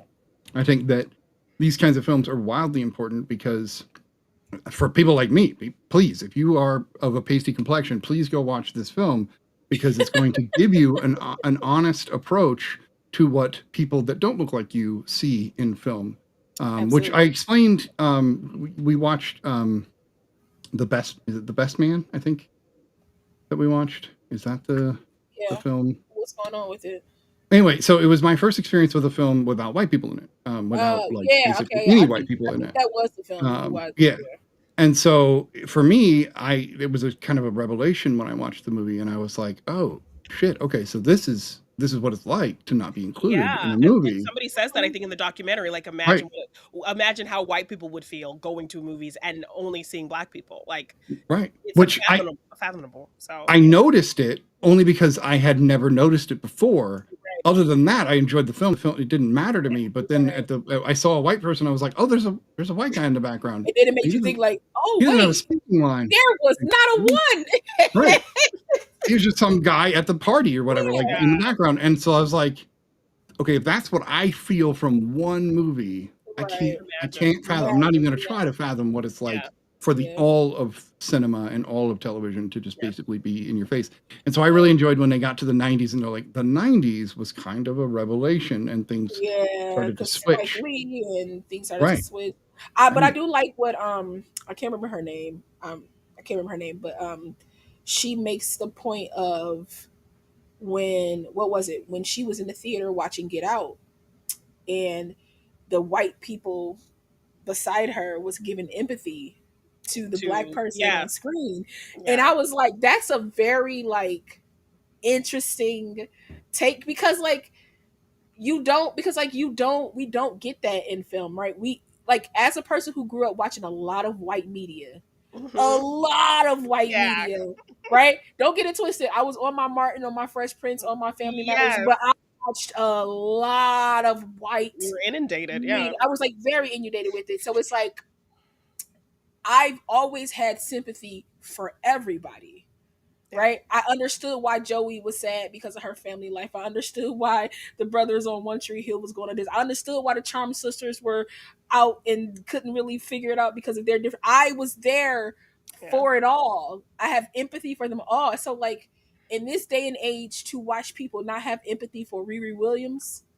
Oh yeah, I saw a commercial on TikTok. I read the comments, and every comment was like, "Why are you putting this show out? Why is this here? Why do we don't wait her? For this? Yes, I don't care about this. I wish Tony's daughter would have taken over. And it's just one of those. Tell me you didn't read the comics. How many? Not at all. And it's come on, how many times we got to tell y'all that she's inspired by? She's not taking the form of, but it's whatever. Right. But you're not hearing that, right? But it's one of those things where it's my whole life I've been having this empathy and watching without bias, and watching, even seeing yourself in characters, right? Or seeing myself in characters. But now there's Black Ariel. Her character is exactly the same as the cartoon Ariel. And as a white person, you are immediately I can't see myself. I can't see myself. Why not? I can see myself in Belle from Little. You feel me? I can see myself. Charmed was one of my favorite shows growing up in the 90s. I can see myself in Phoebe Halliwell. I'm the youngest of three. like in there, but they're all boys. That's the only difference. But like I could see myself in this character. I can see myself in like maybe your parents talk to you this way or do it this way. I can, but it's like for her to be like she could see the empathy of this white person having the empathy for this black person. I'm like, if we could all, it really hit me because I was just like, that's a real statement because like they don't feel empathy for our characters and that can and because they don't look like them, and that goes back to how we've been presented since the dawn of time. And did y'all catch that when they were like, we're doing the Reagan administration, Reagan had a thing that said make America great again. I said, oh, is that where he got it from? Well, no, Reagan got it from the mustache man, who then no, I'm talking about Trump. Yeah. I'm talking no, about I know. So Trump took it from both. So like, so like the mustache man had the same like, and I was like, whoa, to see history again. reverberate like that, even in this thing, like, and that's the thing. That's another thing too. I can't even get away from that within my own like. This is a Black history thing about Black horror, and I still can't get away from the despicableness of our administration when it comes to how Black people or how this world get treated. Because to have the Woodrow Wilson, which whatever, look him up, to have Woodrow Wilson be like, yeah, man, the Ku Klux Klan, like to further like keep Black people within a certain place within this nation informs why white people don't have empathy, why they could care less, because why would they, right? You haven't taught them to, but you've taught us to, which is crazy. But can I get personal for a minute? Absolutely. So that I can, because this is a topic that is tricky for people. So I want to give white people a chance to address this topic and like let it in, right? Because that's something they fear tremendously. When Rodney King was put through what he was put through in 1992, I will admit as a teenager that the Black fear that was put everywhere affected white people kind of generally. And there was no way that I didn't grow up at least sometimes going, like wondering, like it was ingrained in me because of society. I have fought my entire life to get that out of my system, and it is gone as far as I can tell now. But it doesn't mean it wasn't there. But I can tell you that on the flip side of that, when the actual marches and the riots themselves happened in LA in 92, I literally went out there and jumped into the marches at 15. It was like, I am going to march against this bullshit with the police and against the LA police and all the bullshit. So even when you're a person who has the right thing in mind and you want to fight against racism, you're still susceptible to the propaganda. You're still susceptible to all the bullshit that the media is going to throw at you. So the tropes that you're talking about, Law, about starting back from Birth of a Nation to now, it's just even like with Get Out that finally, even in 2019, 2018, or whenever that came out, is still trying to break down those barriers still today, especially now with this new administration, right? Still trying to break down those barriers. Absolutely. But it requires all of us to help break down those barriers, because if we're upholding them as white people, that's the problem. That's the biggest problem of them all. But I mean, like to your point, Rachel True talks about that. Like she had her own biases because she was just like, well, this isn't, you make it race, this isn't big enough. I don't deal with that, right? I don't, it's like, I don't, but here's the thing, she deals with, she did. She just compartmentalized it, or she was just like, it's one of those things like what we talked about earlier today about, about how like you're so used to something, you don't see a problem with it until somebody tells you like, yo, that was a problem. Or they're like, thank you for being this character because I go through that daily, and your character, even sitting there saying that you wish that you still treated people who don't like you better than they treat you. That's a powerful statement in itself. And for her to be a curly haired Black girl who isn't light, but isn't very dark either. She's right in that nice brown skin, like texture, to have to say like, yo, I still want to be better than the people who treat me. I still want to treat people like who treat me wrong better. That's powerful to me. And that's something that I think a lot of us go through, because why would I want to become what's been coming at me? I don't want to become that. Yeah. You know, and I loved her character in in The Craft. In The Craft, and even like seeing like what her magic has kind of done to the person over time, she starts to feel kind of bad about She's it. right. I think which she has no, she just shouldn't feel bad about it. In most perspectives. But it shows how much she cares and how much like heart she does have until the end, where she's like, she probably ain't got no magic, no way. It's like, baby girl, we haven't learned anything. Right, exactly. Yeah. We haven't learned anything, but that again. It's a thing where you can learn a little bit, but still ain't learn nothing at the same time. You probably still need to go through a couple of things before it really solidifies. So to your point, Snitty, yeah, you might have been like that because of what you were around, what you were absorbing with whether that was like friendship groups or like in your own family or however that. But then something in your brain was like, this, no, I can't. I can no longer go with this, and I want everybody to kind of have that, like, not to call out Oprah, but to have that like aha moment, to be like, maybe this is kind of trash, and I feel like people only get that when that starts to trickle into their lives, as opposed to having when it affects them. That's when they, right. That's the unfortunate part. Your life, yeah. The one piece of advice I can give to people is just deal with the fact that you're going to be uncomfortable. Like it's going to happen. You have to be uncomfortable in order to grow. And if you're not willing to be uncomfortable, you're not going to grow. You're going to stay stagnant as a person because these are all hard topics. And ignorant is another factor. Yeah, 100%. I don't know. This is a hell of a documentary. It's informative. There's definitely sad parts, but it's also really funny. Like there's some great funny moments. Agreed. But you get to get perspectives from people you wouldn't expect. I don't remember his name. The actor from Dawn of the Dead. Where he talks about how he went on set and they had written him as a stereotypical black man, and he didn't like it, and when he brought it up, they were like, and he was like, shit, well, I guess I'm alone on this film, and had to just deal with it. How sad that would be to be like, I got this great job, I'm gonna go make this amazing movie. And even from a person like he had probably seen Night of the Living Dead, because it wasn't until 4 or 5 years later that Dawn was made. Or no, it was even later than that. It was like 78. So it had been almost a decade since it was made. So there's no doubt he had seen the film, or at least heard of it. So to see how the character in that film was treated versus, or maybe even the actor was treated versus what he would experience on set it's got to be, I don't know. I try to put myself in their shoes, and I would feel like, damn, like, one, you're stereotyping me, and two, when I bring it up, you don't care. Like, you don't care, and there's nowhere to turn, right? And you sign a contract, and you have to do a job, which technically, I mean, you could walk off, but that's even more problems that you'll have to face and deal with. Right.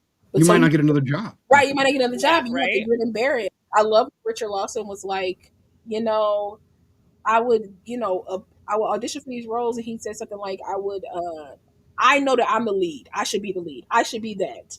Yeah, and it's just like, I could do that. And so it's like, he's like, but you don't think about it like that. But you just push past it because you're like, it's coming, right? And that's the hope that you have to give yourself as a Black performer, is that like, it's coming. My time is coming. And then you slowly but surely starting to see, like, even if it wasn't your time, it might be time for somebody else because of what you did. Yeah, right? They'll see you and see something in that. And sorry about that. That's basically what Rachel True had said. Is like the girls that walk up to her and go, "Oh my God, you're the girl from The Craft. You're amazing." That changed my life. I can see that. Loretta Devine, we didn't mention her. I'm smitten with her. I love her voice, her presence. So it's almost like a tickle. I don't know if that makes sense. That she like. I love that. Her being and her voice give me a tickle. I don't know how else to describe that. I dig like a sweetness. I don't know. Always her. It feels like comfort. It feels like comfort. There's a good it feels like comfort. It's like when she speaks, and there's a few people who speak like that for me. It's like when she speaks, I'm okay now because she has a sing-songy kind of cadence to her. Yeah. There's somebody you'd want to be a counselor, right? Somebody you could go to and be like, I'm having a really shit day, and she'll be like, it's okay. And you're like, it is okay. Security guard, like there you go. Come on, Reese, we love her. She my auntie for all I care. Like this. Is there a documentary like this that goes over black cinema in general rather than just horror? I don't know. I'm not sure. Because I would watch the hell out of that too. Because the entire time I'm watching this documentary, I kept thinking about the movie Cabin in the Sky from the 1960s or 1950s. That is completely Stormy Weather as well. Right, 100%. You know, produced by black people, written, directed, acted, and everybody in the film was just black, people, and they were just going through the pieces. Both the angel and the devil were black, black actors. Like, so it's just.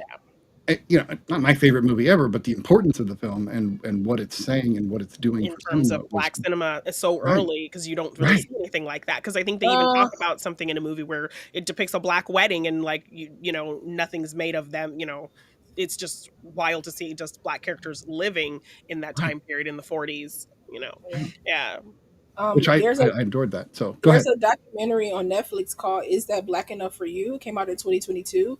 But it delves into it just takes black cinema, like African American films in the 1970s. So it's not like from here to here, it's just encompassing the 1970s. But I still think it might be a decent, you know.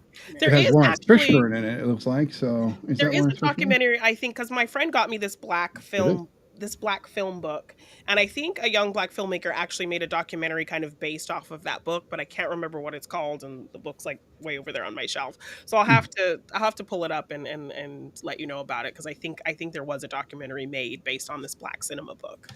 So I'll have to look into that and let you know. But I think if I'm remembering. I'm interested. I would like to know more. It's one called "In Search of Black Cinema." It's a short documentary. It's a few things out there. I will have to like look a little deeper, see what we can find, because it's very interesting. Even just for myself, like you know, like I don't know everything about my people, about in film and things like that, and I'm always willing to like learn more and dig in deeper with more, because why not? Like I want to make movies growing up. This is great for me. Right. Yeah.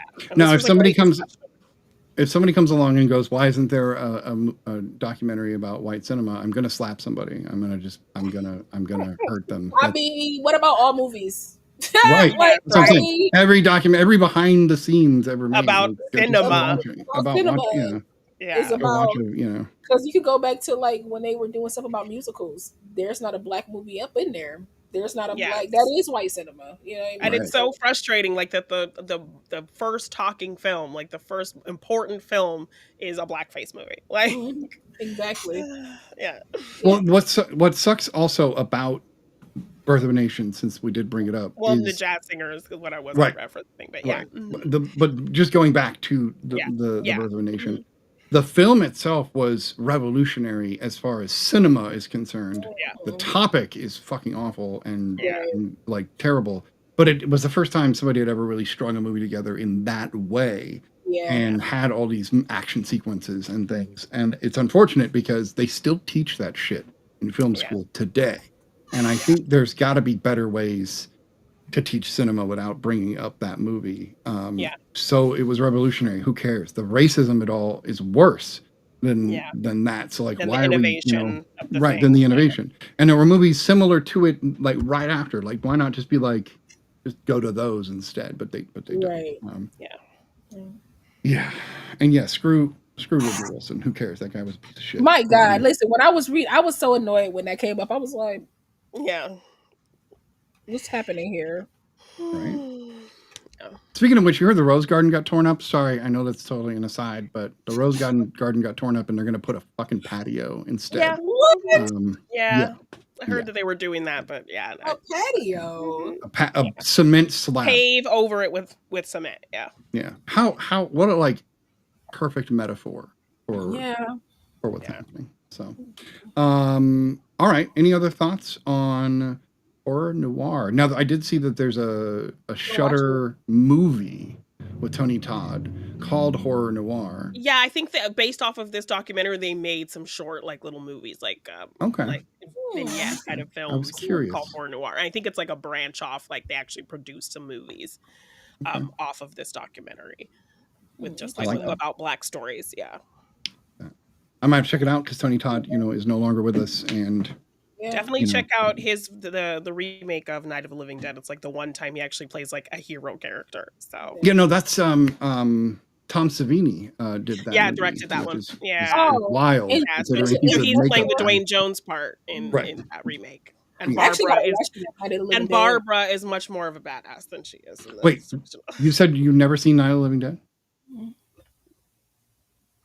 We should do a double feature of both of those because they're different. Because they are different, but they're the same movie, same concept. Yeah, I've never seen it because a lot of old school films I don't have knowledge on because like they weren't played in my house. Yes, so I didn't have knowledge. You know, I got you. Come on, yeah.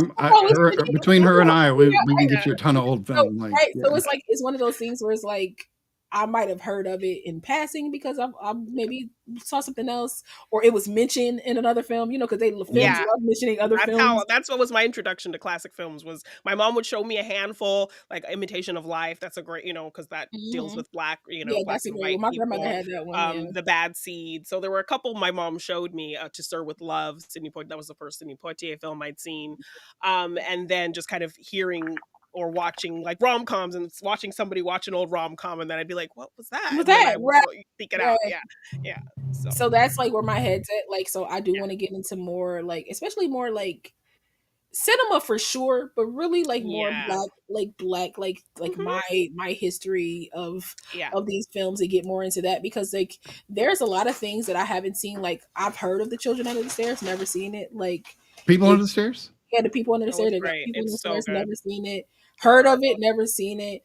So like there's just a lot of things. There's just a lot of things that have like missed my purview because like my house was wasn't really a horror like film. Mine was like a rom-com action animated household. Yeah. So there's a whole part that I'm just like, I mean, I'm gonna get to it eventually, hopefully. But like the more I'm into film, the more I've watched, the more I'm like, oh, let me pull a little bit from this tree, a little bit from that one, a little bit from that. So yeah. I think you should watch Cabin in the Sky because knowing your background and how you feel about religion, I think you will relate to the film on some level. And it is. As well. It really is. And like the sets are beautiful. For 1939, I think they actually used some stuff from The Wizard of Oz. Like there's a tornado scene. I think they used that. There's even like a heaven sequence and stuff. So like, it's really good. It's basically the angel devil tropes. Where there's an angel and a devil chasing around different people trying to collect souls. Yeah, exactly. Can I just say that I saw The Wiz yesterday. Yeah, what'd you think of it? At our official theater. No, not like the movie. I've already seen the movie. Oh, okay. No, I saw the play. Oh, okay. Okay. I love The Wiz. It's weird in a great way. I love The Wiz. I'll never say bad about The Wiz. But I saw the play recently at our Fisher Theater here in Detroit, and they took their own like little stamp on it and things like that. But they brought a lot of modernization into it. Like it was very modern. It was very. They talked about the housing market because her house fell on somebody, and they brought up the housing market. It was like, you dropping houses on people in this market? Like it was a whole thing.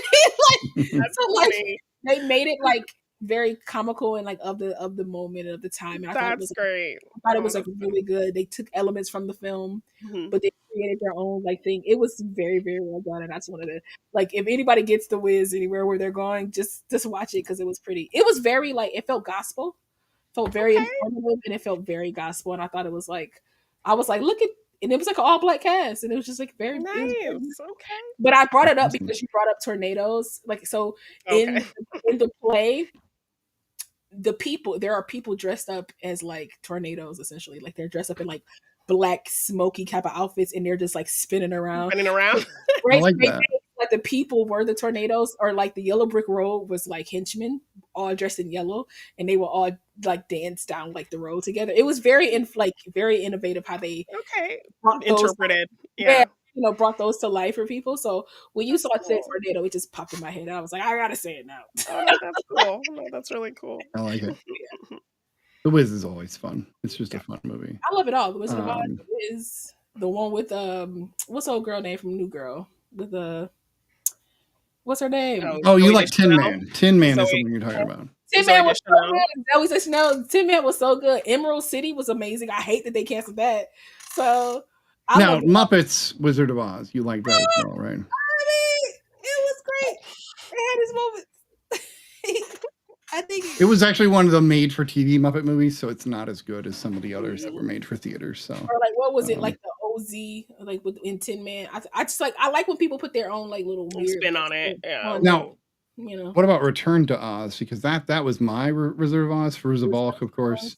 I loved the. It's kind of a horror movie. Like it's. That's weird. what I've never watched it, but yeah, I've never watched Return to Oz. I've never watched that one. Yeah, I mean, it's almost like it happens like a week later to Dorothy, basically. So she ends up back in and Oz she's like a week later. Kind of the age she is in the books. Right. Oh. Yeah, she's actually younger. So because Fairuza's like 11 when she does this movie. Yeah, the movie. Judy was like 16 or 17. Yeah. So, but it's really dark, and Oz has changed dramatically since she was there last, and like things are weird because the wizard's gone. He's no longer there. So like there's power struggle, and it's pretty interesting. It's dark, kind of like Wicked is dark in a way. Right. But a little bit more horror. I digress. That's not you brought up multiple houses. I couldn't not bring it up. So. We're easing on down the road of Oz talk. Come on, Jamie, that's what I'm talking about. Yeah. Any other thoughts? I did love listening to Jordan Peele's like interview because he like breaks down Get Out and why he chose it, and they actually weren't going to let him direct it, which would have, of course, been a tragedy. Yeah, like but he talked about how Get Out in what was that, Night of the Living Dead? He was like, I was inspired. I didn't even realize I was inspired. I think that's great too. Yeah, right? He was inspired by that film. Well, the ending, right? Because that's so important. The way that they had to approach the ending of Get Out. And he had a very different ending. He had him getting caught by police and going to jail. Yeah, but that ending is actually a deleted scene if you purchase the film. It's a deleted scene that you can actually watch. Wait, him going to jail is a deleted scene? Well, like that was the original ending. So they put it on. They put it on the DVDs. And they put it on the DVD as an extra, as a bonus. So they should let us rip movies so that we can re-edit them ourselves, so that we can put the endings and the edited scenes. Because there are movies where I'm like, that should have been in there, and then they take it out, and I'm just like, I get why, but can I get rated? Sometimes I'm like, go cut something else because this is great to fit in right here. Right. Cut the beginning a little bit. The beginning we don't need to see the city. Give me the director's cut where you have that in there. Like, let me have both. Of what the vision was. Yeah. Very true. I mean, with technology the way it is now, you should be able to just let me pick which scenes are in the movie. So if I just want to watch every action sequence, just let me do that. Because when I was 18, that was important. I just needed all the action sequences. Or let me edit out all the sex scenes because they are trash anyway. They don't mean anything. So just like well, there are some people that went and edit everything but those. So like very true. I mean, either way, whatever floats your boat. Let me get rid of them. You want to keep them? Like you can keep them. I want to get rid of them. So yeah, but that's the joy. Like you'd get your own version. Yeah. What I don't like is that we do now all watch Ow My Balls from Idiocracy every day on TikTok, and that is a reality. I just bought Idiocracy like a few weeks ago. It's a great movie. My friend loves it. It's her favorite film, so she was like, "You gotta watch it. It's so great." But okay, one day. You've never seen Idiocracy? No. Oh, wow. Okay, so we're getting a lot of movies here. We need to put on the list. I don't know what to pair with that. Ooh. What, Idiocracy? Yeah. I don't think it's I don't think it's long enough to just stand on its own, but I'm not sure there's another movie that's done as good a job of predicting the future as Idiocracy has. I mean, you could do that one. What's the one with Leonardo? What is it? Oh, Don't Look Up. Don't Look Up. That one's very social commentary-ish. You could do it. I would Don't Look Up with Leave the World Behind. Those two, I think, would be a nice pairing. Don't Look Up's a little bit more satire, but it's still. Yeah. I don't know. We can discuss that after the show. All right, why don't we go ahead and rate Horror Noir, and then we will talk about the next two shows, and we'll call it good for the evening. Janine, Horror Noir, what do you rate it? Yeah, I give this a 10. It's a great documentary. It gives so much insight as a horror fan, as a Black person who's constantly all my life looking for representation and seeing myself on the screen. It was great to hear these actors and people who were a part of these projects talk about how much that meant to them as well, and the efforts that they put forth to make that happen for us. So yeah, super special, great documentary, well executed, great interviews, 10. Love it. How about you, Bob? I mean, it's very hard to rate a documentary in my book, like because I was like 9.5. No, wait, but it had this. Okay, maybe I couldn't really figure it out, so I was going to give it a 10. Yeah, like if you learned something from it, if it gave you insight, if it inspired you to go and watch some of the films they talked about, if you like the structure of it, I think that all could play into your rating. Because it's not like because there are bad documentaries. No, I bet. Because it's not like a typical like film, right? It's like a film, it's a documentary, but it is in a way because it's shot and it's edited and it's cut and it's like layered and it's some things. So like, it's not cinema, but it is film. But it is film, right? So it's just one of those things where it's like I couldn't really figure it out, but I maybe give it a 10. One, because everybody that spoke on it spoke truth and spoke their truth. On top of that, too, I learned a lot about just like horror in general, but also the part that Black people, Black Americans played, or even British, their significance, like British folks play in like the long history of this. So yeah, it absolutely gets a 10. It was like I loved hearing people's perspective. It was beautifully shot. It was beautifully edited. Yeah, and it made me want the creator. I want to like read more of her things because like she had very great insights in like this whole thing. Like anytime she started to speak, I was like, ooh, I'm very interested in hearing what she has to say. So yeah, definitely a 10. I like that. The way you said it, it was edited really well. They did such a great job of editing in the film clips. Because even like when Keith David was talking about how he survived the thing, and they show that, but then they're like, "Oh, I died in my next movie," and they literally show his death scene like right then when he's talking about it. Yeah, and they keep doing that through the whole movie. Actually, I was watching it with my kids in the room, so I had to keep like covering the screen because of all the really gory death scenes that were being done. So yeah, I totally agree with that. I'm gonna also give it a 10. Documentaries are like, if they're good, it's like they're just 10s. Like everybody should watch that's what them. I feel like. Yeah. So I agree with that. One of the few films that has ever gotten a 10 on the Real Study. There are very few of them. If you do more good documentaries, it might be more 10s in the future. We should do that. Maybe I'll have to bring the Méliès documentary to you guys' attention, where it goes over Georges Méliès, who was the kind of grandfather of cinema in a sense. He was the French director that made a ton of short films that inspired everybody to start making film as far as story goes. So and he basically learned how to do all the film tricks people did for like 40 years, including like double exposure and all sorts of fun stuff. So if you guys like documentaries, it's short, it's like an hour, so maybe we could talk about that. The Christopher Reeve documentary was also really good. I still have to watch that. Like, and it'll make like you're gonna be like, oh my god, Superman, but then you're gonna be like, oh my god, Chris Reeve, like it's gonna. No, but I'm afraid to watch it though, because like I feel like I'm gonna just be bawling, and like I'm just like I have to wait. I have to get to a point where I'm like, I need to cry, and I don't know what to watch. Christopher Reeve documentary. Just thought watch Superman the movie before you watch it, because they do go to all 4 films, but. Yes. Not well, I'm doing my big rewatch. I'm starting it this week in preparation. I'm excited. I've not seen those sequels. I've only Brian is super excited about hearing about what you have to say about those. Movies. Yeah, they're so good. Richard Pryor, that's all I'm gonna say. Right? I love 3 because of Richard Pryor. I know about the John Cryer. I know about the Richard Pryor. Right. That's right. You've never seen 3. That's right. You've never seen 3. Richard Pryor, baby.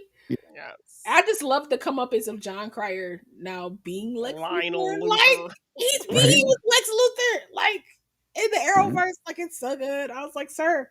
Oh wow, okay. It was so good. So he went from like that to being like Lex Luthor. He has oh no, sorry.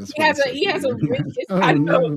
He has a rich history with like Superman, and I love that he went from that little goofy character to like he was a really good Lex Luthor, like a really good Lex Luthor. That's wild to think about. And I remember when he got cast, and people were like, John Cryer. They did the same thing to Michael Keaton, and they were dead wrong. So that's. And I was like, what y'all don't understand is this is John Cryer. Don't let 2.5 men fool you. The boy can act.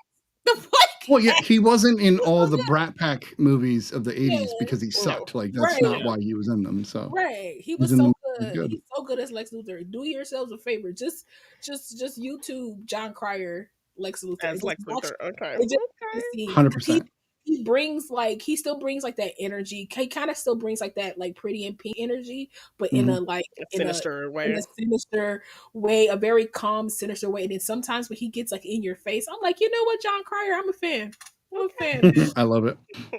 All right, so in 2 weeks we will be doing the Man of Steel. Speaking of Superman, we'll be doing the Man of Steel debate. We'll also be hearing from Janine about her thoughts on all 4 original Superman movies from 1979 till 1987 or 9, somewhere in there. Anyway, 10 years of Superman.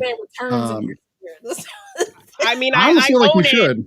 I bought it when it came out, but now I mean, it literally takes place 5 years by- after those. So yes, I like the conceit of it wanting to be like a continuation of those films. So I did plan to watch it, but I didn't know if anyone would want to discuss it. Considering I would. There's a lot of debate about it. Like there's people are on 2 sides, right? And the director and one of the actors. There's a lot of problem people in the movie. Yeah, you're not wrong. Absolutely.